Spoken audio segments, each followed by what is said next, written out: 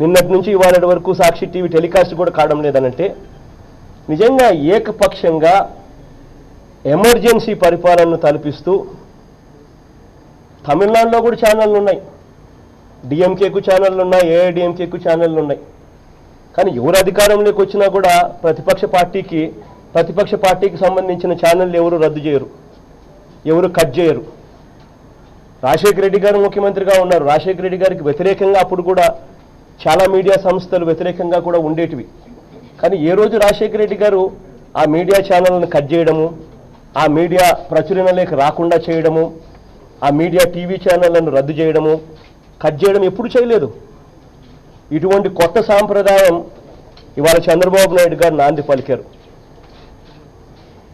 ఇంతటి దారుణంగా ప్రజాస్వామ్యాన్ని కూనీ చేస్తూ పోలీసు రాజ్యంతో భయం సృష్టించే కార్యక్రమం చేస్తూ ఉంటే పోలీస్ టెర్రరిజం అన్న పదం చంద్రబాబు నాయుడు గారు నామకరణ చేస్తూ ఉన్నాడు. ఇంతకన్నా నిజంగా దారుణం ఏదీ ఉండదు. చంద్రబాబు నాయుడు గారే వాగ్దానం చేశారు. ఇవాళ మాట తప్పింది కూడా చంద్రబాబు నాయుడు గారే, ఇవాళ మోసం చేసింది కూడా చంద్రబాబు నాయుడు గారే, ఉద్యమిస్తే దొంగ కేసులు పెడతా ఉన్నది కూడా చంద్రబాబు నాయుడు గారే. డెమోక్రసీ లేదు, లా అండ్ ఆర్డర్ లేదు, ఫ్రీడమ్ ఆఫ్ స్పీచ్ లేదు.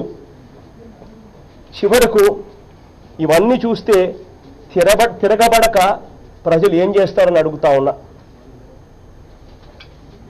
ఇవాళ జరిగిచ్చే కార్యక్రమం ఏదైతే చేస్తా ఉన్నాడో చంద్రబాబు నాయుడు గారు దగ్గరుండి ప్రతి విషయంలోనూ ప్రజలకు ఒక మాట చెప్తాడు, ప్రజలతో పని అయిపోయిన తర్వాత ప్రజలను మోసం చేస్తాడు.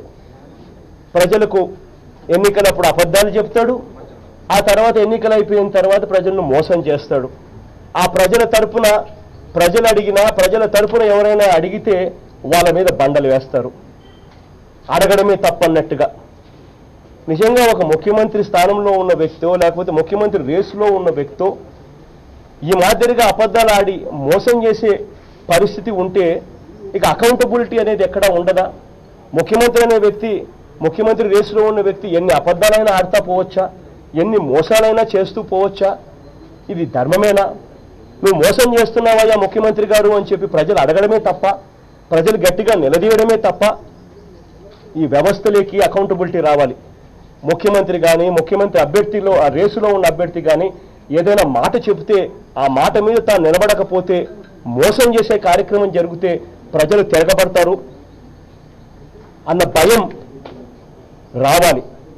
అప్పుడే ఆ నాయకుల్లో ఆ భయం వచ్చినప్పుడే ఈ వ్యవస్థ బాగుపడుతుంది. ఆ భయం రావాలి అని అంటే ప్రజలు ఈ నాయకులు ఎక్కడ పడితే అక్కడ తిరిగినప్పుడల్లా ప్రజలు ఎప్పుడైతే చూపులు చూపిస్తారో అప్పుడు ఈ నాయకులకు భయం అనేది కలుగుతుంది. ఈ వ్యవస్థలోకి నిజంగా అప్పుడే మార్పు అనేది అప్పుడే జరుగుతుంది ఈ వ్యవస్థలోకి.